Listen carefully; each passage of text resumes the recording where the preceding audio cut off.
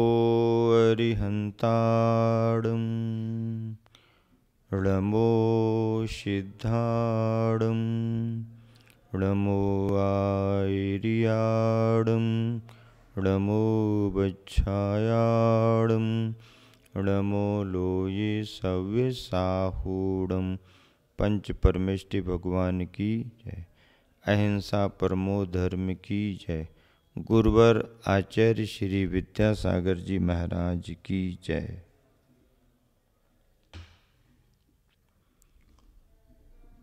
मूक माटी में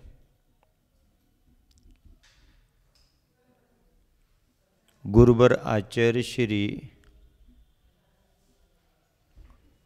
अपने अनुभवों के आधार पर वैद्य की चिकित्सा के प्रयोग बता रहे हैं।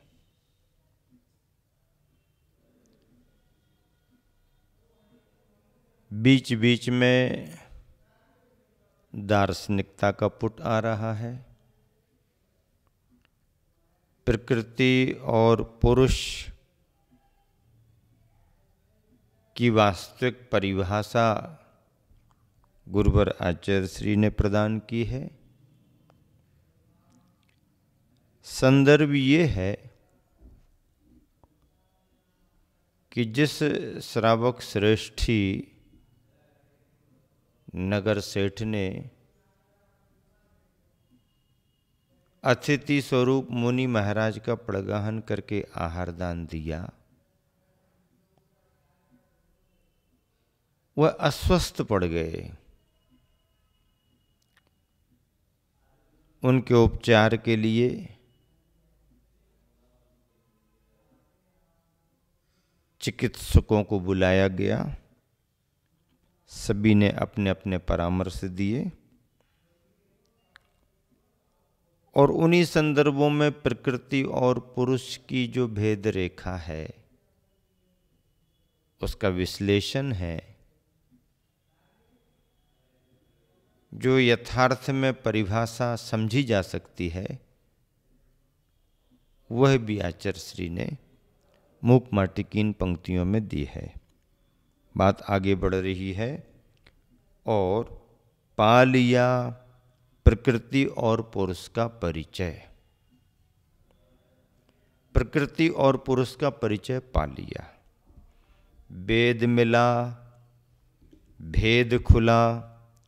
प्रकृति का प्रेम पाए बिना पुरुष का पुरुषार्थ फलता नहीं।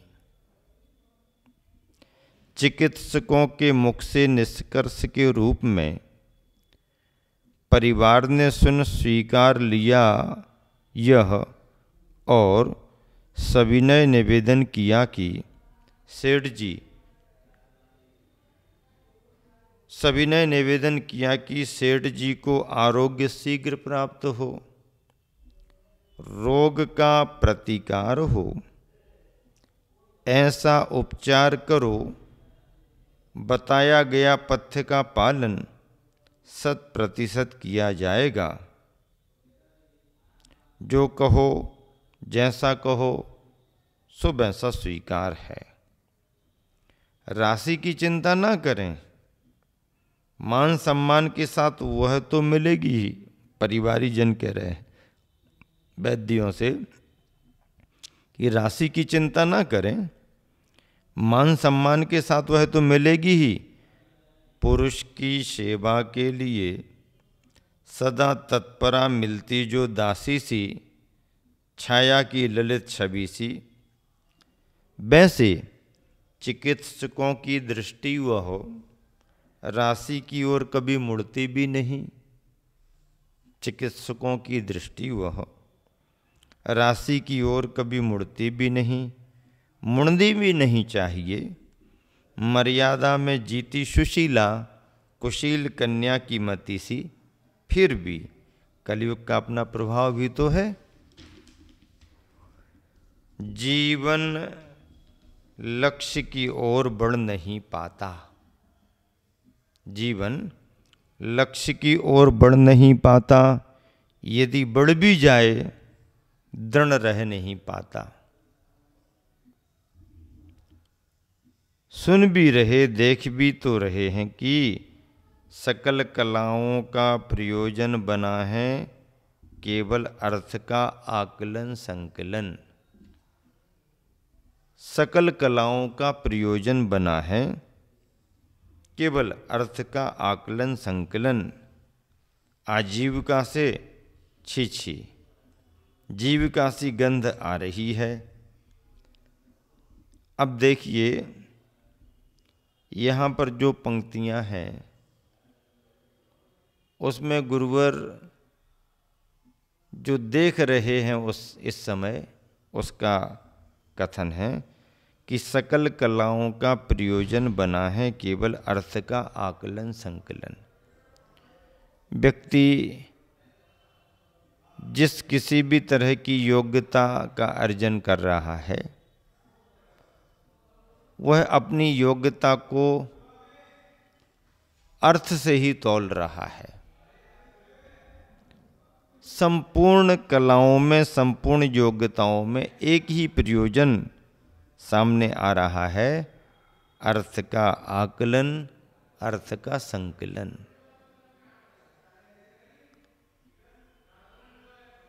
अपनी योग्यता का विकास केवल अर्थोन्मुखी ही नहीं होना चाहिए। अर्थ तो मिलता ही मिलता है, अर्थ कहीं जाता नहीं है। योग्यता अर्थ को देती ही देती है, लेकिन अपनी योग्यता का उद्देश्य केवल अर्थ का संकलन, अर्थ का संग्रह, अर्थ का संग्रह, अर्थ का ही आकलन, ये दृष्टि ठीक नहीं है। और उसी बात को गुरुवर कह रहे हैं कि सकल कलाओं का प्रयोजन बना है केवल अर्थ का आकलन संकलन। आजीविका से छी छी, ये ठीक नहीं है। जीविका सी गंध आ रही है, नासा अभ्यस्त हो चुकी है और इस विषय में खेद है, आँखें कुछ कहती नहीं, आँखें कुछ कहती नहीं, देख लेती हैं पर कुछ कहती नहीं। किस शब्द का क्या अर्थ है यह कोई अर्थ नहीं रखता। किस शब्द का क्या अर्थ है यह कोई अर्थ नहीं रखता। कला शब्द स्वयं कह रहा है कि का यानी आत्मा अर्थात सुख है। कला शब्द स्वयं कह रहा है कि का यानी आत्मा, आत्मा अर्थात सुख है। ला यानी लाना अर्थात देता है। कोई भी कला हो, कला मात्र से जीवन में सुख शांति संपन्नता आती है। कोई भी कला हो, कला मात्र से जीवन में सुख शांति संपन्नता आती है। 72 कलाओं की चर्चा है। 72 कलाओं के माध्यम से अर्थोपार्जन किया जाता है, लेकिन ये सभी कलाएं अर्थोपार्जन के निमित्त नहीं हैं। कला तो शांति को भी देती है, सुख को भी देती है। तो ऐसी सुख शांति प्रदात्री ये कलाएं, कला मात्र से जीवन में सुख शांति संपन्नता आती है। ना अर्थ में सुख है, ना अर्थ से सुख है, ना पैसा में सुख है और ना पैसा से सुख है। स्पष्ट लिखा, ना अर्थ में सुख है और ना अर्थ से सुख। वैश्विक लोभ लिप्सा से दूर परिवार के मुख से कला विषयक कथन सुन। वैश्विक लोभ लिप्सा से दूर परिवार के मुख से कला विषयक कथन सुन। चिकित्सक दल सचेत हुआ, जिसे देखकर परिवार भी प्रासंगिक परिचर्चा में पर्याप्त परिवर्तन लाता है और कुछ निवेदन करता है कि बीच में ही माटी का कुंभ बोल पड़ा। संवाद में माटी का कुंभ बोल रहा है। बीच में जहाँ तक पथ्य की बात है सो सब चिकित्सा शास्त्रों का एक ही मत है। बस जहाँ तक पथ्य की बात है सो सब चिकित्सा शास्त्रों का एक ही मत है, बस पथ्य का सही पालन हो तो, पथ्य का सही पालन हो तो औषधि की आवश्यकता ही नहीं।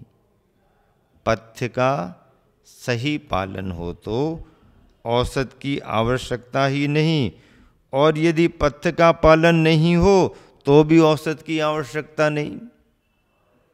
कितनी बढ़िया बात कही।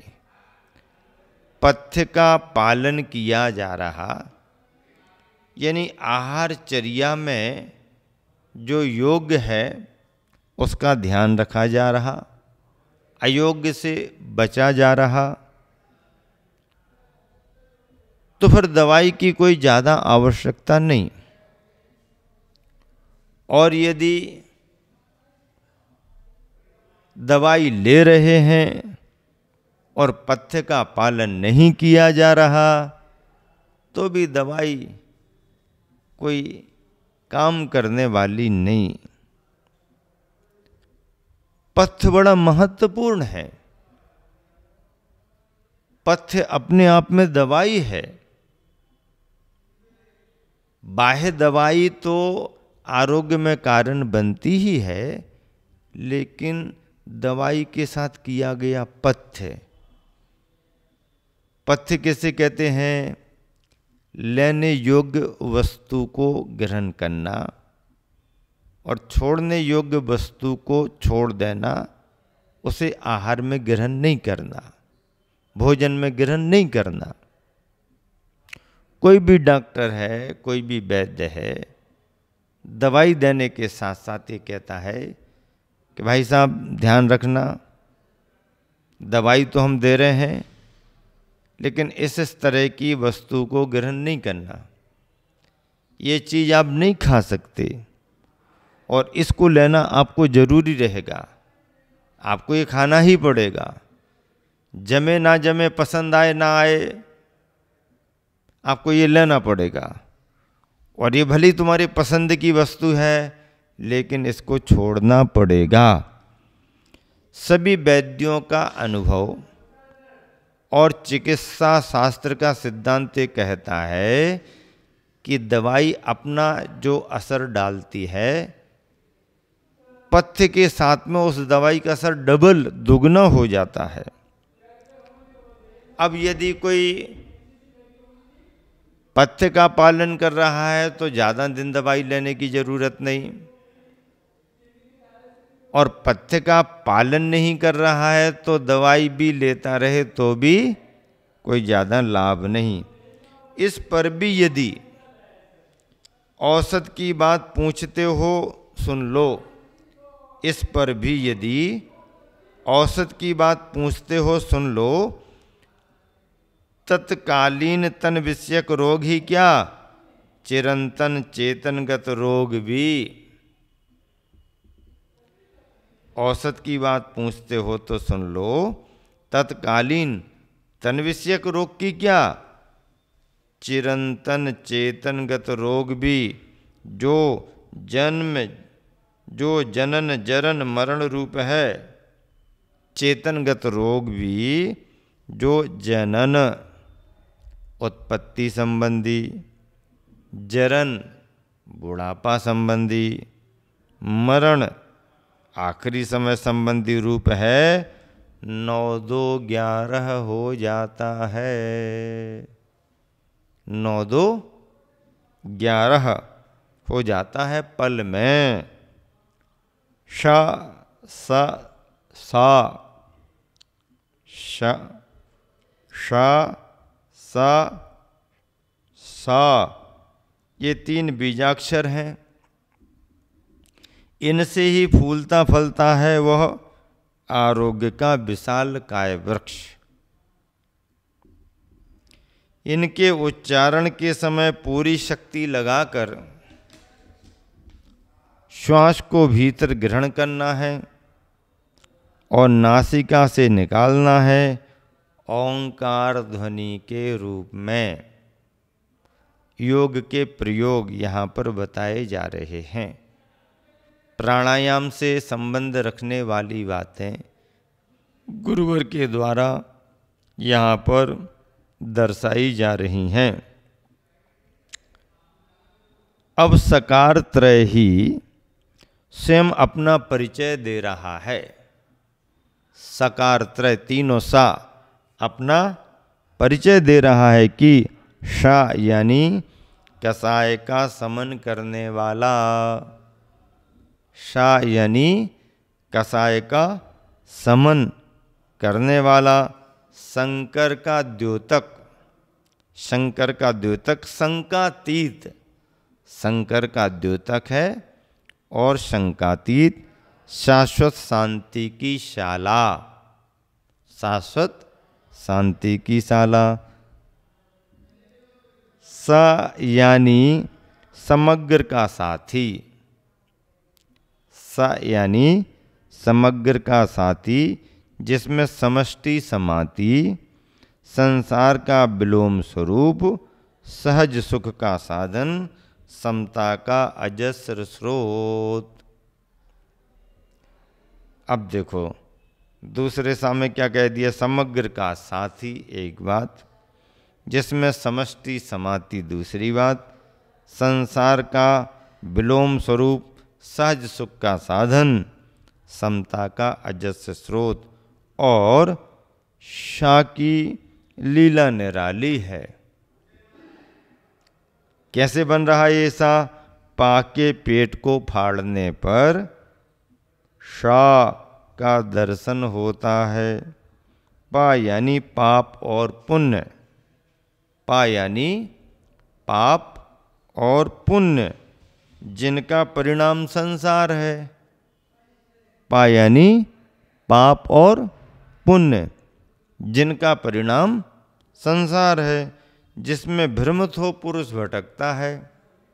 पाप और पुण्य में भ्रमित हो पुरुष जीवात्मा भटकता है। इसलिए जो पुण्य के पेट को फाड़ता है, पुण्य और अपुण्य यानी पाप के पेट को फाड़ता है, सा होता है कर्मातीत। यह हुआ भीतरी आयाम। अब बाहरी भी सुनो। भूत की मां भू है, भूत की मां भू है, भविष्य की मां भी भू, भाव की मां भू है, प्रभाव की मां भी भू, भावना की मां भू है, संभावना की मां भी भू।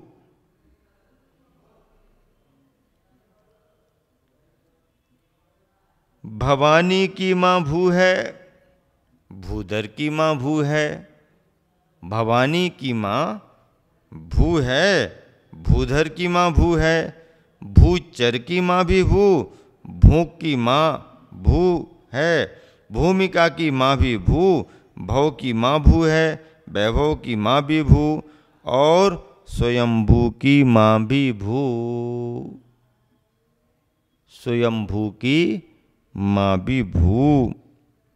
तीन काल में तीन भुवन में सबकी भूमिका भू। भू के सिवा कुछ दिखता नहीं। भू भू भू भू यत्र तत्र सर्वत्र भू। भू सत्तायाम कहा है ना, संस्कृत में भू सत्तायाम कहा है ना। कोशकारों ने युग के अथ में, कोशकारों ने युग के आदि में कहा। और सुनो, भू का पना माटी है।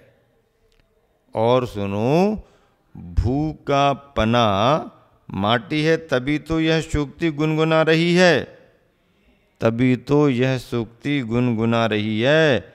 मिट्टी, पानी और हवा। माटी, पानी और हवा 100 रोगों की एक दवा। माटी, पानी और हवा 100 रोगों की एक दवा। यह उपचार तो स्वतंत्र है, अपव्ययी नहीं, मितव्ययी है। इसके प्रयोग से किसी प्रकार की प्रतिक्रिया नहीं होती तन और मन के किसी कोने में। अभी अभी आचार्य श्री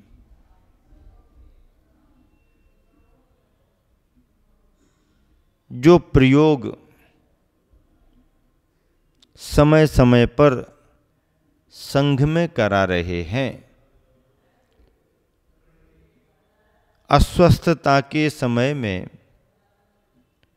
शिष्यों को या वृत्ति श्रावक श्राविका गृहस्थों को अपने संकेतों से, निर्देशों से, उसमें आयुर्वेद का बहुत बड़ा स्थान है। और आयुर्वेद की दवाइयों में भी, बाकी दवाइयाँ तो बात की बात हैं, खाने पीने के सामान में से ही निकाली गई दवाइयाँ बहुत हैं।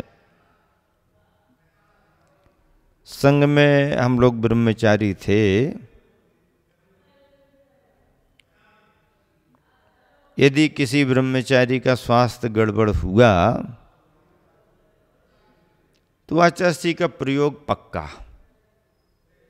क्या करो, एक उपवास कर लो।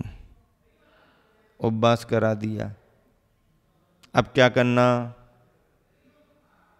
देखो, एक बात है, अनाज का भोजन अभी नहीं करो, बहुत अच्छी बात। लेना क्या है? सुपाच्य हल्की हल्की दाल चावल की खिचड़ी ले लो। दाल में मूंग वाली दाल, छिलके वाली दाल, चावल मिलाकर के खिचड़ी उसकी होना। लौकी की सब्जी होना, अच्छी उबली हुई। और पेय पदार्थ में प्रयोग था गुड़ का पानी। गुड़ का पानी ले लो। नींबू पानी, गरम गरम जल में थोड़ा सा नींबू का रस डाल करके और नींबू का पानी ले लो। अपने आप पेट हल्का हो जाए, अपने आप में पेट साफ हो जाए, अपने आप में अंदर की जो भी विकृति है 2-4 दिन में ठीक हो जाए। ऐसे प्रयोग संघ में चलते रहते हैं। मुनिजनों को भी ऐसे ही प्रयोग बता देते, और आचार्य श्री दूसरों के लिए ही प्रयोग बताते, ऐसी बात नहीं। कभी कभी वह स्वयं अपने ऊपर भी ऐसे प्रयोग करते हैं।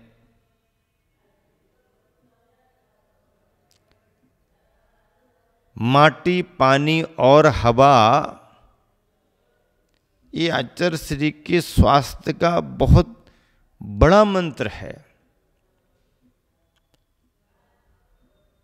प्रयोग सिद्ध है।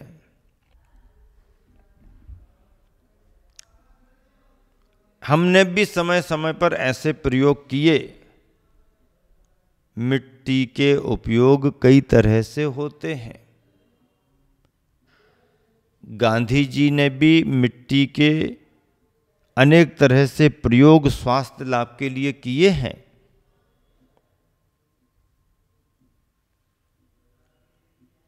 सागर में एक बिमल कुमार मलैया जी थे, उनका पेटेंट फार्मूला रहता था मिट्टी के प्रयोग का, क्योंकि वो विनोबा जी के आश्रम से जुड़े हुए थे। महाराष्ट्र वर्धा में पवनार आश्रम से विनोबा जी के आश्रम से जुड़े थे, और उन प्रयोगों को वो त्यागी वृत्तियों के लिए भी बताते रहते थे। उन्होंने संघ में खूब सेवा दी, खूब प्रयोग किए। गर्मी के दिनों में मिट्टी का प्रयोग किस रूप में करना, सर्दी के दिनों में मिट्टी का प्रयोग किस रूप में करना, हाथ पैर की सूजन को ठीक करे, वायु के रोगों को शमन करे, अंदर में यदि कोई पेट में गड़बड़ी है, गैस्ट्रिक आदि, तो मिट्टी का प्रयोग उसको ठीक करता है। ठंडे पानी, गर्म पानी, ठंडी पट्टी, गर्म पट्टी, ठंडी पट्टी, गर्म पट्टी की सिकाई करना अपने आप में एक बहुत बड़ा प्रयोग है। अभी पूर्णायु के रूप में गुरुवर आचार्य श्री ने तिलवारा में, जबलपुर में जो आशीर्वाद दिया है पूर्णायु के रूप में, उस आयुर्वेद के इलाजों में अनेक लोगों को लाभ मिल रहा है। आचार्य श्री का स्वयं इस पर बहुत विश्वास है कि हम अपने खान पान के नियंत्रण से बहुत सारे अतिरिक्त जो रोग या कब्ज या पेट संबंधी परेशानियां, बीमारियां तो उन्हें नहीं कहेंगे, परेशानियां, जिन्हें ग्रस्त बीमारी कहता है, ये बीमारी नहीं है, ये खान पान की गड़बड़ी की परेशानियां हैं। खान पान की गड़बड़ी की परेशानियां हैं। रोज तुम्हारी गाड़ी गड़बड़ करती है, इसलिए तुम्हारा खान पान रोज अनियत होता है, गड़बड़ होता है। तो इसलिए खान पान की गड़बड़ी होने से तुम्हारे शरीर में गड़बड़ियाँ आ जाती हैं। ये गड़बड़ियाँ बीमारी नहीं है, लेकिन इन पर ध्यान ना दो तो ये गड़बड़ियाँ ही धीरे धीरे धीरे धीरे धीरे धीरे बीमारी का रूप ले लेती हैं। फिर बहुत इलाज कराने पर भी कंट्रोल नहीं होता है, दवाइयाँ खाने पर भी कंट्रोल नहीं होता है।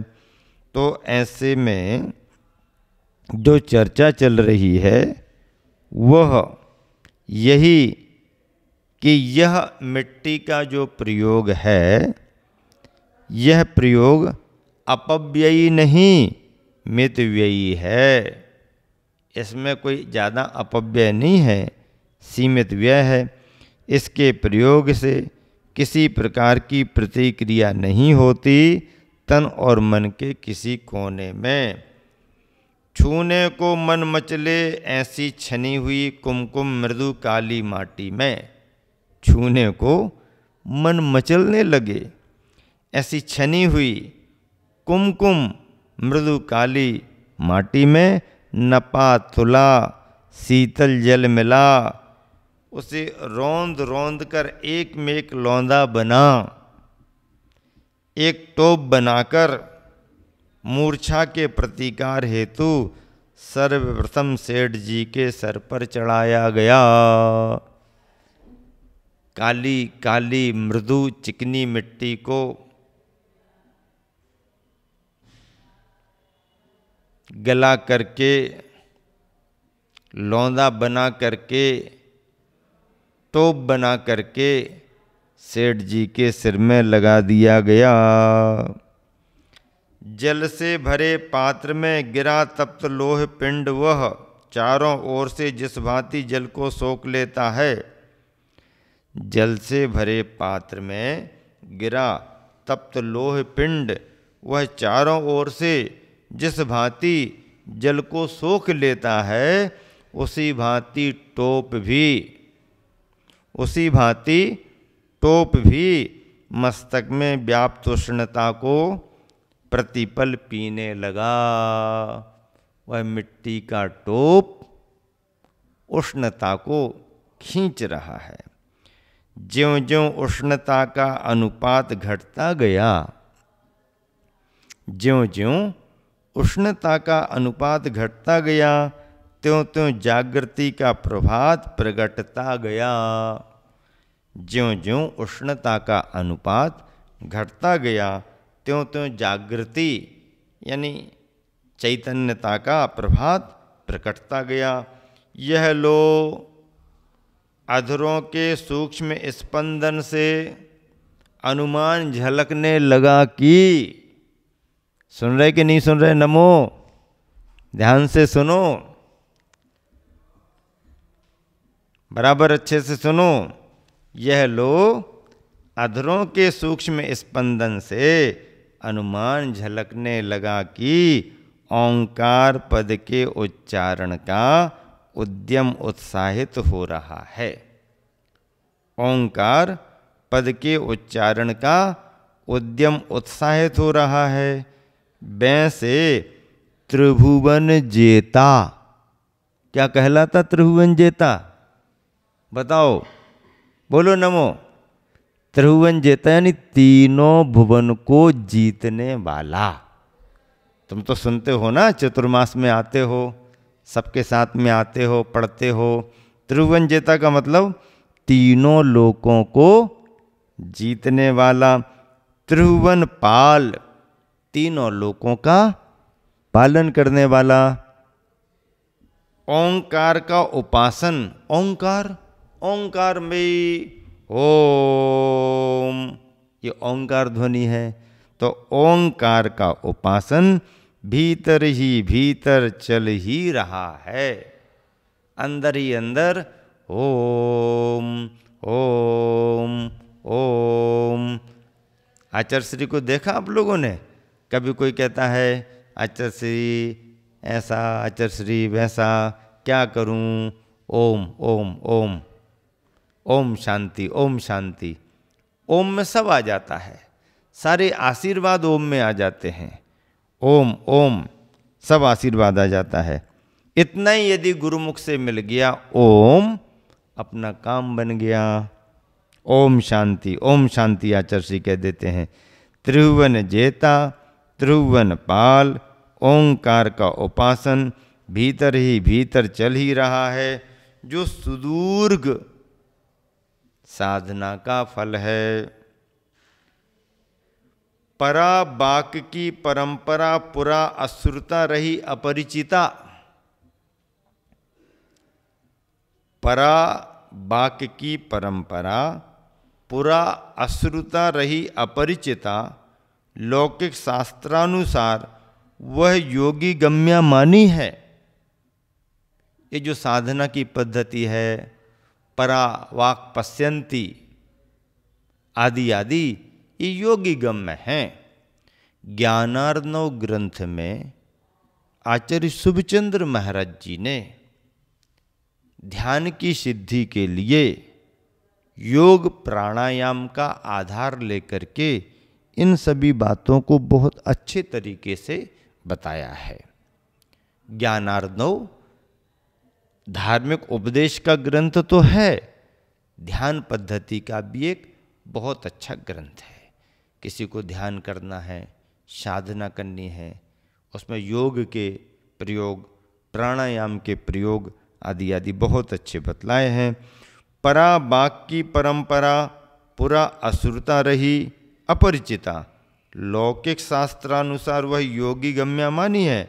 मूलोद्गमा हो ऊर्ध्व आनना, ऊर्ध्व आनना, ऊर्ध्व आनन ऊर्ध्वमुखी, नाभि तक यात्रा होती है उसकी, नाभि तक यात्रा होती है उसकी। पवन संचालिता जो रही, फिर वही नाभि की परिक्रमा करती पश्यंती के रूप में उभरती है। परा पश्यंती, परा पश्यंती, फिर वही नाभि की परिक्रमा करती पश्यंती के रूप में उभरती है। नाभि के कूप में गाती रहती, नाभि के कूप में गाती रहती, तरला तरंग छवि वाली, पर निरी निरक्षरा होती है, साक्षरों की पकड़ में नहीं आती। निरी निरक्षरा होती है, साक्षरों की पकड़ में नहीं आती। विपस्यना की चर्चा में डूबे, विपस्यना की चर्चा में डूबे संयम से सुदूर हैं जो, उनके ऐसे साक्षरों की पकड़ में नहीं आती। वो निरी निरक्षरा होती है, साक्षरों की पकड़ में नहीं आती। जो डिग्री वाले हैं ऐसे उनकी पकड़ में, विपस्यना की चर्चा में डूबे संयम से सुदूर हैं जो संयम तो ग्रहण किया नहीं और विपस्यना आदि ध्यान पद्धतियों में लगे हैं। भले वो डिग्री ले चुके हैं पर उनकी पकड़ में वो नहीं आती। फिर वही पश्यन्ती उदार उर की ओर उठती है। फिर वही पश्यन्ती उदार उर की ओर उठती है, हिलाती है आ हृदय कमल को, हिलाती है आ हृदय कमल को, खुली प्रतिपांखुरी से, खुली प्रतिपांखुरी से मुस्कान मिले बोल बोलती, मुस्कान मिले बोल बोलती, उन्हें सहलाती है माँ की भांति। हृदय मध्य में मध्यमा कहलाती है अब। और जाने हम की पालक नहीं बालक ही जो विकारों से अछूता है, और जाने हम कि पालक नहीं बालक ही जो विकारों से अछूता है, माँ का स्वभाव जान सकता है।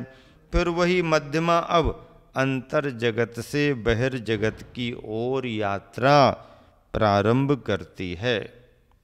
फिर वही मध्यमा अब अंतर जगत से बहिर्जगत की ओर यात्रा प्रारंभ करती है। पुरुष के अभिप्रायानुरूप, पुरुष के अभिप्रायानुरूप प्रायः पुरुष का अभिप्राय दो प्रकार का मिलता है।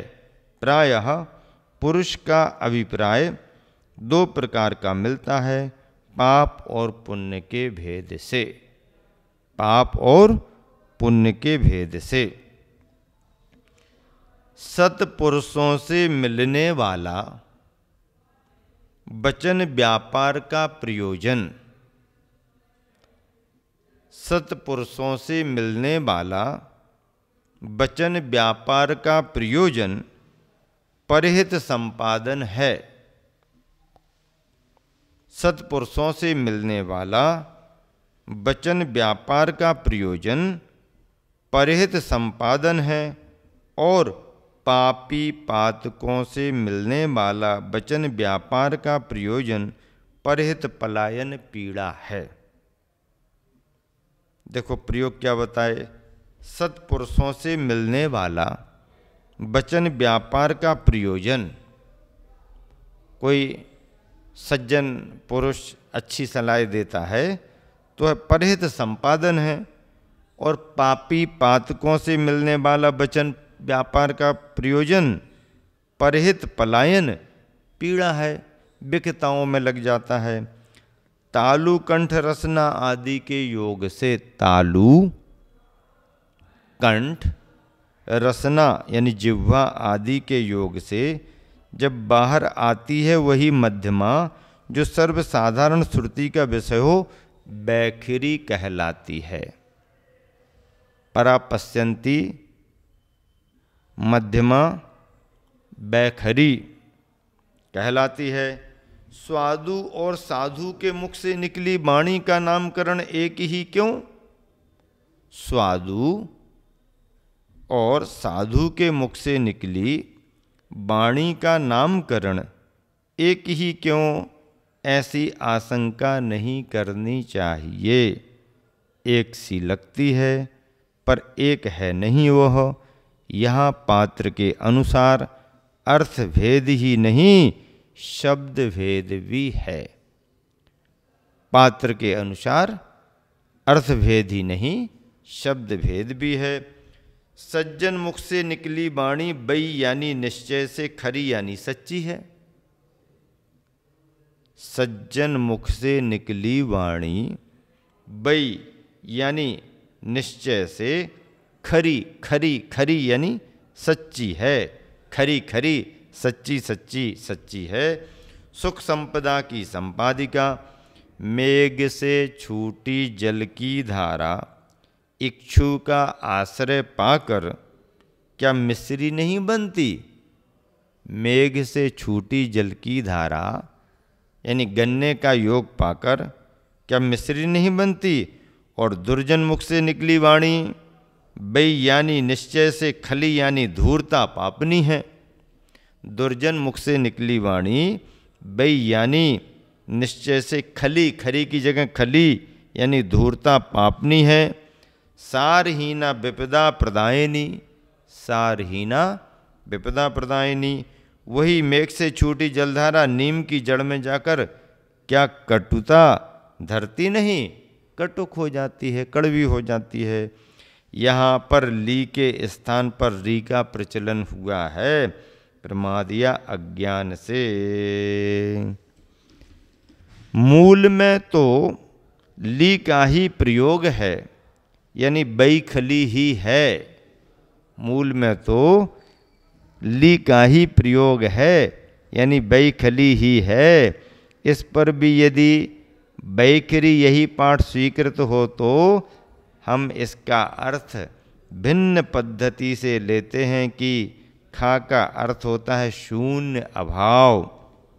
इसलिए खा को छोड़कर शेष बचे दो अक्षरों को मिलाने पर, खा को छोड़कर शेष बचे दो अक्षरों को मिलाने पर शब्द बनता है वैरी। क्या शब्द बनता है? क्या शब्द बनता है? बैरी।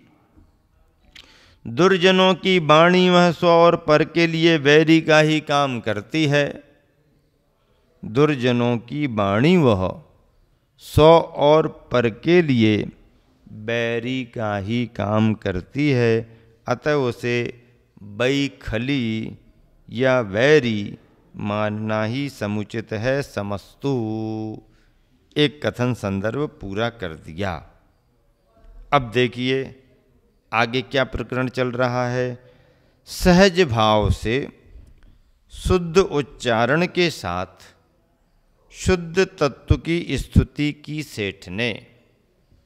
सहज भाव से शुद्ध उच्चारण के साथ शुद्ध तत्व की स्तुति की सेठ ने परिवार के साथ वार्ता हुई। वेद्यों का भी परिचय मिला, वेदना का अनुभव बता दिया, परंतु अविकल ज्वलन के कारण, निरंतर ज्वलन के कारण आंखें खुल नहीं पा रही। अभी सिर में तो आराम लग गया, लेकिन जलन होने से आंखें खुल नहीं पा रही। अभी प्रकाश को देखने की क्षमता अभी उनमें आई नहीं है। धूप नहीं देख सकते, उजाला नहीं देख सकते। रत्नों की कोमल किरणें तक अग्नि की चिंगारी सी लगती हैं। रत्नों की कोमल कोमल किरणें चमक भी अग्नि की चिंगारी सी लगती है। अनखुली आँखों को लखकर, अनखुली आँखों को लखकर कुंभ ने पुनः कहा कि कोई चिंता की बात नहीं। क्या कहा? कोई चिंता की बात नहीं। मात हृदय स्थल को छोड़कर शरीर के किसी भी अवयव पर माटी का प्रयोग किया जा सकता है। देखो ये प्रयोग है, कोई चिंता की बात नहीं। मात हृदय स्थल को छोड़कर, यानी छाती सीने को छोड़ करके शरीर के किसी भी अवयव पर माटी का प्रयोग किया जा सकता है। आयुर्वेद की बातें गुरुवर अपने अनुभव से मूक माटी में लिख रहे हैं।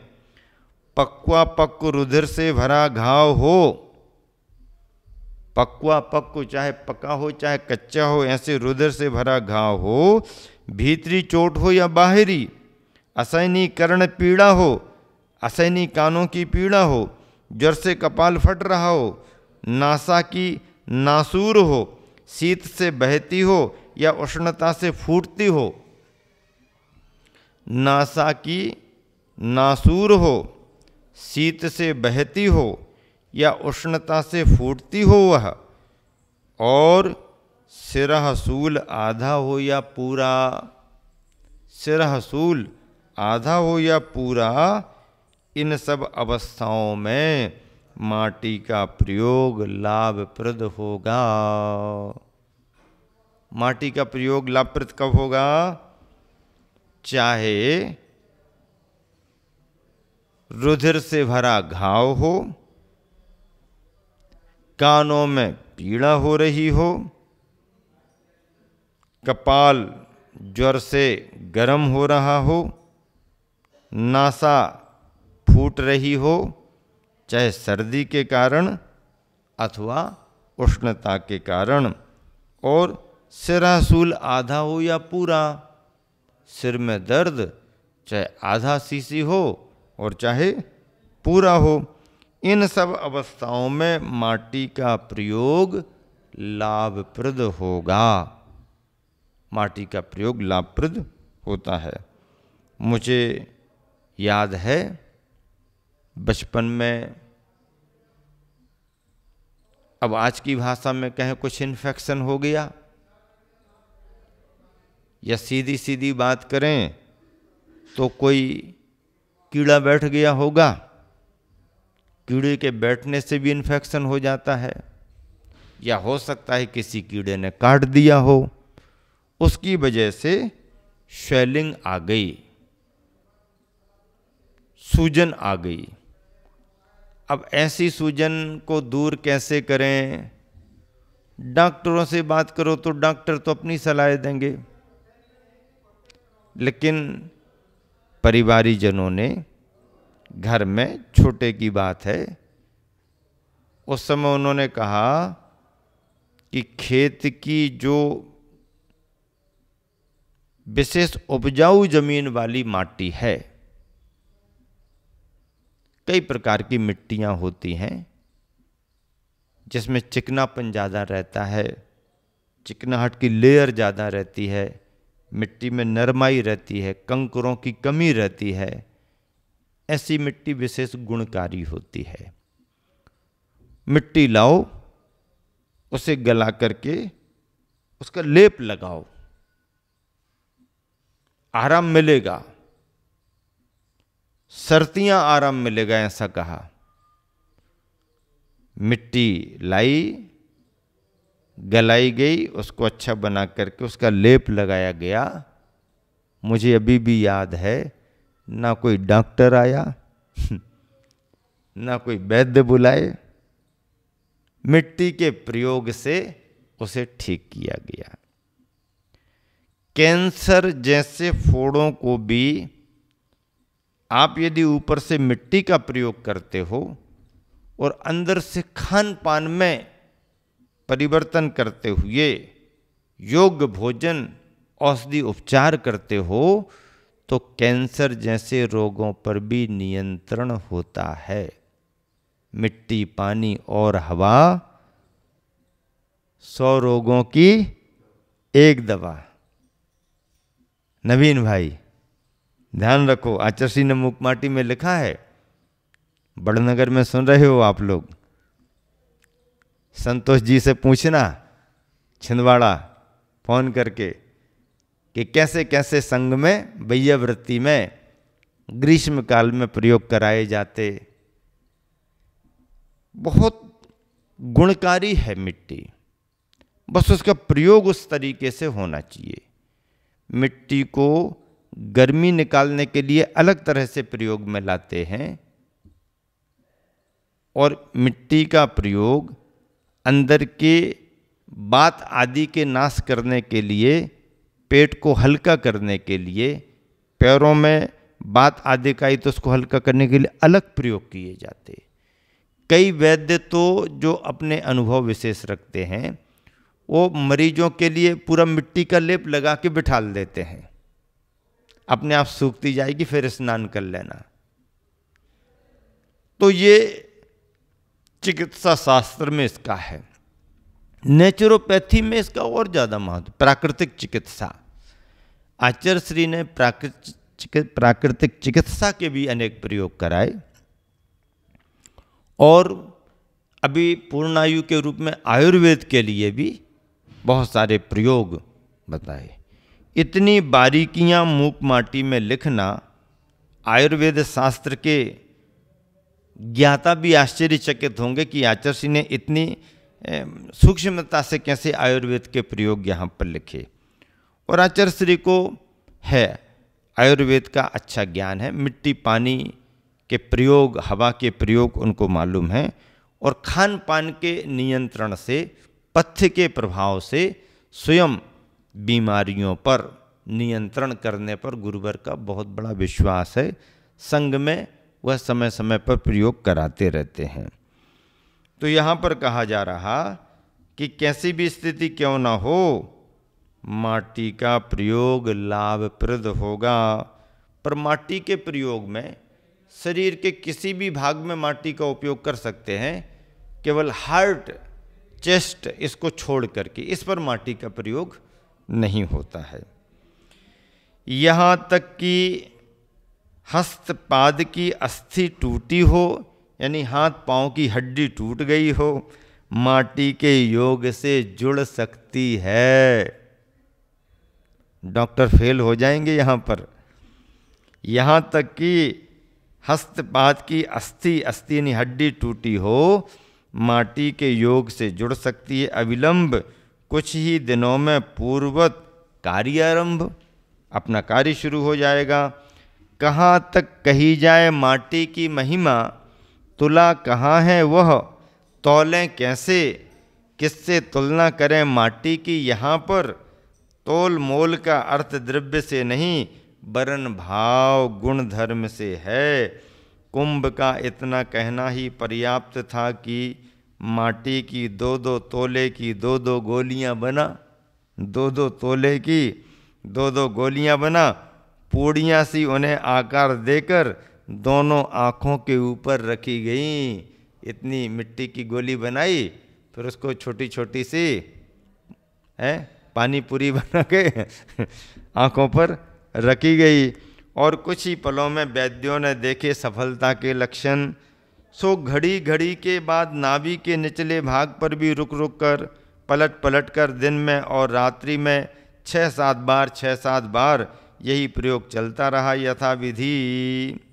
माटी के सफल उपचार से चिकित्सक दल प्रभावित हो, भोजन पान के विषय में भी अपना अभिमत बनाता है। कुंभ के अनुरूप की माटी के पात्र में तपाकर, माटी के पात्र यानी बर्तन में तपाकर दूध को पूरा शीतल बना। पहले तो माटी के बर्तन में दूध को गर्म करो, फिर पूरा ठंडा करो, पेय के रूप में देना है रोगी को। किंबा उसी पात्र में अनुपात से जामन डाल, उसी पात्र में अनुपात से जामन डाल दूध को जमाकर मथानी से मथ मथ कर पूरा नवनीत निकाल निर्विकार तक्कर का सेवन कराना है, छाछ बना करके। अब छाछ बनाना ही नहीं आती है, दही में पानी मिला दिया, पतला कर दिया, छाछ बन गई। नहीं, पतले दही का नाम छाछ नहीं है। दही में पानी डाल डाल करके मथ मथ करके उसका नवनीत भाग मक्खन निकालते जाना, बार बार देखते जाना और मथ मथ करके मक्खन निकालना। जितना ज़्यादा मक्खन निकल जाता है, फिर वह बचा हुआ भाग छाछ तक्कर कहलाती है। और उसी तक्कर छाछ को आयुर्वेद में अमृत कहा है। दही को पतला कर देंगे तो उसको अमृत नहीं कहा।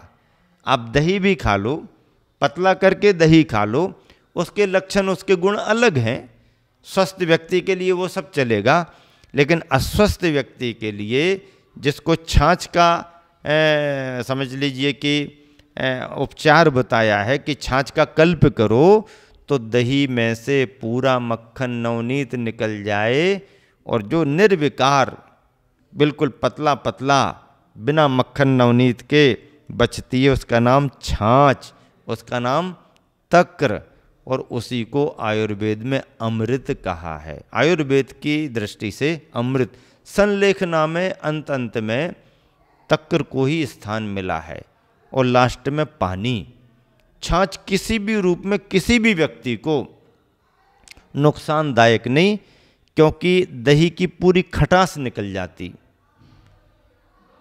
छाछ में से खटास निकल जाए, सामान्य से उसका टेस्ट बना रहे, पर बाकी खटास निकल गई, मक्खन निकल गया, वह शरीर के लिए बहुत लाभदायक होती है।